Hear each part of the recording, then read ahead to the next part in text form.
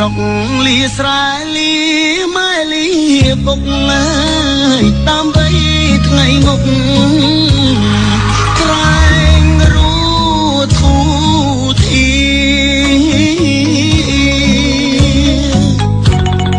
ទៅធ្វើបុលកទាំងចិត្តរងាពលពីងខាលីទាំងទ្រូងស្ទើបាច់ញើយមកដល់ស្រុកគេនឹកស្រុកខ្មែរណាំងនឹកពុំនឹកទាំងដេកឈោទឹកភ្នែកការងារធ្ងន់ស្រាលខំមិនអល់ឯងព្រោះចង់ឃើញស្អែកជួបជុំគ្រួសារនៅលើលោកនេះអ្នកណាចង់ក្រចង់រួត្រដោវេទនាខ្លោចសា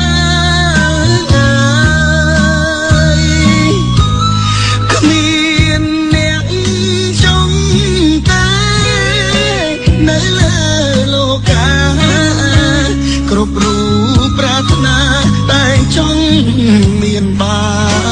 នជីវិតអ្នកក្រធ្វើពលក៏គេ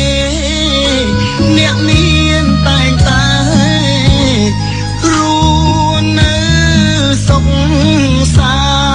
ន្តចង់កិច្ចក្រណាំងចង់ស្គាល់មានបានវាសនាជួយច្រើនបំណងខ្ញុំផងអើយ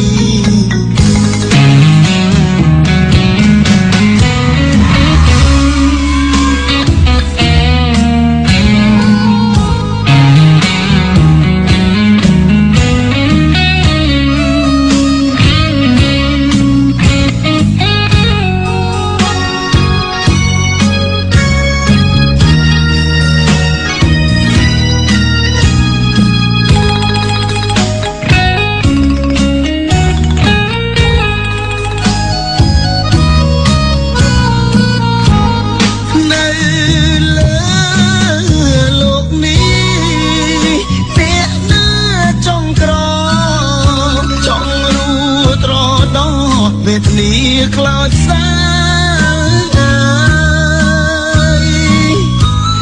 គ្មានអ្នកចង់តែ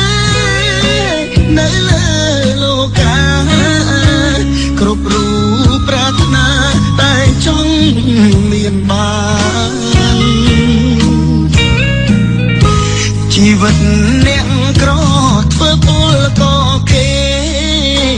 អ្នកមានតែងតែរួនៅសុខសាន្តចង់កិច្ចក្រណាំងចង់ស្គាល់មានបានវាសនាជួយច្រើនបំណងខ្ញុំផង